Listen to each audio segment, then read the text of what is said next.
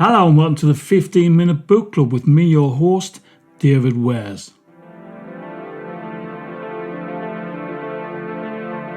Every week we'll take a 15-minute look at all things book related, whether it's a review, a question, an interview, a classic, a bestseller, a focus on a particular writer or genre or theme, whatever. As Megan Trainor almost said, we're all about the book. So kicking off this week's edition with the question, why do we read? And straight after that we'll be looking at Book of the Week and why this particular book or books is important. So first off, let's get straight into this question. Why do we read? Why do I read? Why do you read? For me, I read for pleasure. I read to switch off the noise of the outside world. I read to learn, but fundamentally I read because I love stories. I used to be an English teacher and I taught English because I love books. I put up with all the teachery nonsense of paperwork, death by spreadsheet, inane management briefings on the latest fad, because I love books. And so reading books for a living, which is essentially what I did as an English teacher, was always a joy. But the side effect of my time as a teacher was I learned that reading improves us. Reading makes us better people. You can't read a novel without absorbing some of the morality and the life lessons that the characters learn. You can't read a history book without becoming aware of the flaws and weaknesses in humanity and sometimes the dreadful outcomes of those flaws, but also the kindness and wonder and endless potential of humanity too.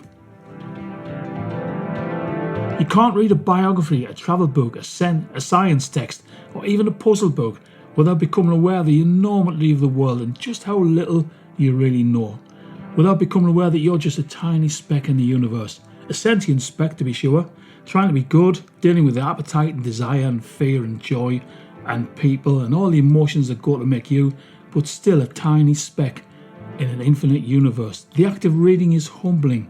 It takes away any grandiose ideas of us being somehow magically important, and yet at the same time it fills us with endless possibility. It enriches us. It shows us what we can be. Reading improves on what we are. The author C.S. Lewis, the guy who wrote the Narnia novels and a great thinker, said this: "In reading great literature I become 1,000 men and yet remain myself. Like a night sky in the Greek poem I see with a myriad eyes, but it is still I who see. Here as in worship, in love, in moral action and in knowing I transcend myself, and I'm never more myself than when I do." That's a kind of nice way of saying what I've said already. In answer to the question, why do we read? I read because it's fun. It's an escape, it's informative, and it makes me a better person. The question is, why do you read? Get in touch with me at the 15-minute book club and let me know. Either directly through the website or contact me at my broadcast email, which is jazzpunk101@protonmail.com. I'm really interested in your views. Why do you read? What do you read? What motivates you? What pleasure do you get out of it? And you know what? If you're not a reader, why don't you read? Let me know.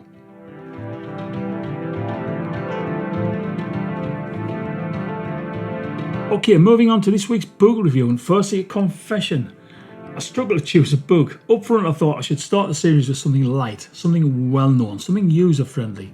So no Conrad's Heart of Darkness, no Dickens's Great Expectations, or Emily Bronte's Jane Eyre. Not yet anything by Charles Bukowski or Martin Amis, no misery memoirs, no horror stories, sorry Stephen King, no hard-boiled detective novels, no stringent social analysis. Though all of those and others might come later. To begin with, I wanted to talk about a book that was palatable, a book that was fun, a book that was exciting but ultimately comforting. And you know what, I got it down to two, but I was unable to choose between either The Hobbit by J.R.R. Tolkien or Harry Potter and the Philosopher's Stone by J.K. Rowling. I just couldn't decide. Why? Why couldn't I decide? Well, both books create a magical world that exists parallel to our own. Both stories delve into deep and ancient traditions in Northern European folklore, stories of wise old wizards, greedy dwarves, evil but intelligent dragons, men that turn into bears, magical spells, dark lords like Voldemort in Harry Potter, or the necromancer in The Hobbit. Dark lords who use their dark powers to rule over everyone else. And both stories are about ordinary folk who were plucked from their ordinary lives to go on quests, to fight evil, to discover their inner powers, whether, as in Harry Potter, his abilities as a wizard, or in Bilbo Baggins' case, his hitherto hidden bravery, and of course his abilities as a thief, which comes in handy. In both stories, ultimately, evil is defeated, the plucky neophyte is rewarded, and the world returns to normal. Well, almost normal. The hero can never quite go back to his safe world of before the adventure. The hero's now wiser, stronger, they've been tempered by experience, and the world they knew before their adventure no longer quite fits them as it once did. Harry Potter cannot comfortably return to living with his aunt and uncle at number 4 Privet Drive. And nor does Bilbo Baggins manage to retain his respectability in the Shire after returning home to Bag End. In both cases, they have outgrown the comforting numbness of Middle England. And in both cases too, the reader on completing the novel immediately asks, so what happens next? When is the next adventure? And it's no accident that the sequels to these two novels are amongst the most widely read books ever published. Both books allow us to enter a world invented by the author, but a world that owes a lot to previous texts. In the case of The Hobbit, Norse mythology and folklore, and with Harry Potter, the 19th and 20th century tradition of the public school novel, whether Mallory Towers or Tom Brown's School Days, in this case obviously with added dollops of magic and humour. Both are children's novels read by adults. And I think this is because the essential themes of overcoming adversity, of rising to life's unexpected challenges, and fighting for what's right apply to everyone, no matter what the age. So after looking at both books, I realised I didn't have to choose. I could talk about both because they've got so much in common. For example, friendship is a huge part of both stories. In both novels, the initially fearful, unprepared protagonist is hugely helped by the support of their friends. In Chapter 2 of The Hobbit, Bilbo discovers he has been unwillingly enrolled with a company of dwarfs who are going on a quest to kill a dragon and discover a mountain of gold. And he's already late. As the story goes, I'll read this bit out, the story goes, "That leaves you just 10 minutes, you will have to run," said Gandalf. "But," said Bilbo. "No time for it," said the wizard. "But," said Bilbo again. "No time for that either, off you go." To the end of his days, Bilbo could never remember how he found himself outside without a hat, walking stick or money, or anything that he usually took when he went out, leaving his second breakfast half finished and quite unwashed up, pushing his keys into Gandalf's hands and running as fast as his furry feet could carry him down the lane, past the Great Mill, across the water, and then on for a whole mile or more. Very puffed he was when he got to Bywater just on the stroke of 11 and found he had come without a pocket handkerchief. "Bravo," said Balin, who was standing at the inn door looking out for him. Just then all the others came round the corner of the road from the village. They were on ponies, and each pony was slung about with all kinds of baggages, packages, parcels and paraphernalia. There was a very small pony, apparently for Bilbo. "Up you two get and off we go," said Thorin. "I'm awfully sorry," said Bilbo, "but I've come without my hat, and I've left my pocket handkerchief behind, and I haven't got any money. I didn't get your note until after 10:45 to be precise." "Don't be precise," said Dwalin, "and don't worry. You have to manage without pocket handkerchiefs and a good many other things before you get to the journey's end. As for a hat, I've got a spare hood and cloak in my luggage." And that's how they all came to start, jogging off from the inn one fine morning just before May on laden ponies, and Bilbo was wearing a dark green hood, a little weather-stained, and a dark green cloak borrowed from Dwalin. They were too large for him and he looked rather comic. What his father Bungo would have thought of him I dare not think. His only comfort was he couldn't be mistaken for a dwarf, as he had no beard. So after a late start, Bilbo was quickly and kindly welcomed into the company of dwarfs, and eventually, after some trials and tribulations, he becomes good friends with them, becomes very close to some of them. And in the first Harry Potter novel, Harry bonds with Ron and Hermione, whom he meets on the train on the way to the school of witchcraft and wizardry. As it says in the text, "Are all your family wizards?" asked Harry, who found Ron just as interesting as Ron found him. Yes, I think so," said Ron. "I think Mom's got a second cousin who's an accountant, but we never talk about him." "So you must know loads of magic already." The Weasleys were clearly one of those old wizarding families that Pale Boy and Diagon Alley had talked about. "I heard you went to live with Muggles," said Ron. "What were they like?" "Horrible. Well, not all of them. My aunt and uncle and cousin are though. Wish I'd had 3 wizard brothers." And later from the same chapter, He had just raised his wand when the compartment door slid open. The toadless boy was back, but this time he had a girl with him. She was already wearing her new Hogwarts robes. "Has anyone seen a toad? Neville's lost one," she said. She had a bossy sort of voice, lots of bushy brown hair and rather large front teeth. "We've already told him we haven't seen it," said Ron, but the girl wasn't listening. She was looking at the wand in his hand. "Oh, you're doing magic. Let's see it then." She sat down. Ron looked taken aback. All right." He cleared his throat. "Sunshine's daisies buttermellow. Turn this stupid fat rat yellow." He waved his wand, but nothing happened. Scabbers the rat stayed grey and fast asleep. "Are you sure that's a real spell?" said the girl. "Well, it's not very good, is it? I've tried a few simple spells just for practice, and it's worked for me.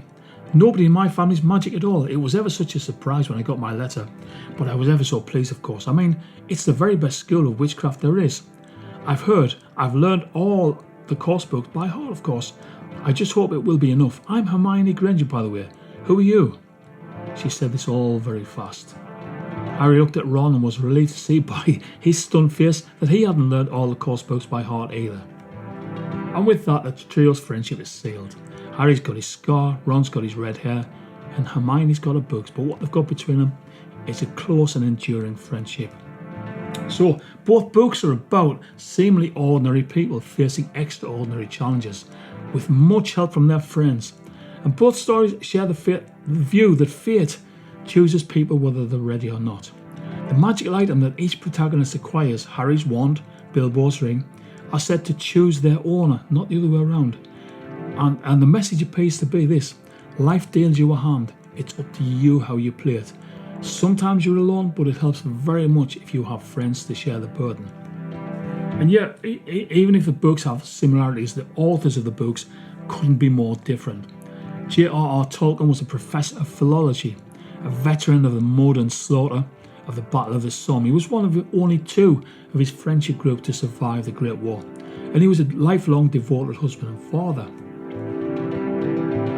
J.K. Rowling, on the other hand, while drafting the first Harry Potter novel, was an unemployed single mother living on benefits and apparently an escapee from domestic violence, but both were fired by a desire to tell a story, and both wrote their stories while engaged in other tasks. Tolkien began writing The Hobbit while he was marking undergraduate papers. He was bored, so he started writing a story on the back of one of the exam papers. Rowling wrote the first Harry Potter draft in a cafe with her infant daughter in a pram beside her. And I think the message for that is, if you want to write, you'll make time, you'll make ruin your life to write. And getting back to stories, both stories celebrate positive aspects of humanity, such as courage, friendship and kindness, and both are quintessentially English.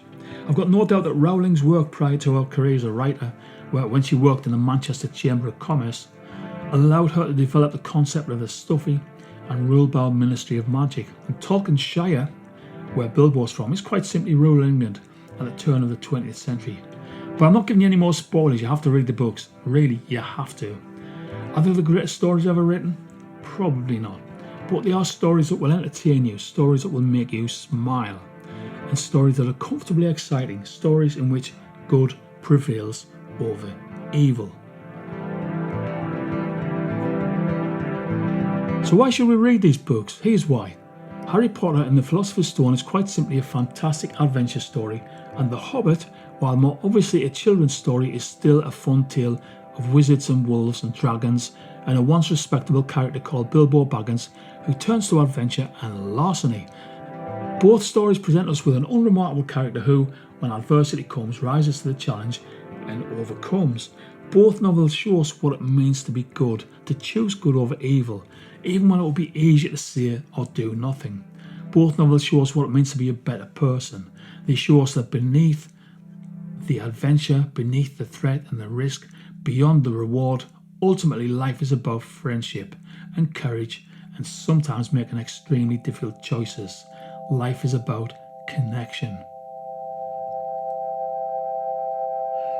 Okay, so getting back to the original question, why do we read? For me, a former English teacher who loves stories, I read because it's fun.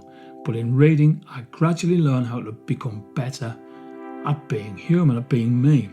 And why do you read? I really want to know. Get in touch, let me know. And if I can, next week I'll read out the answers. Anyway, that's it for this week's 15-minute book club. I hope you enjoyed it. I'll see you next week for something completely different. Goodbye.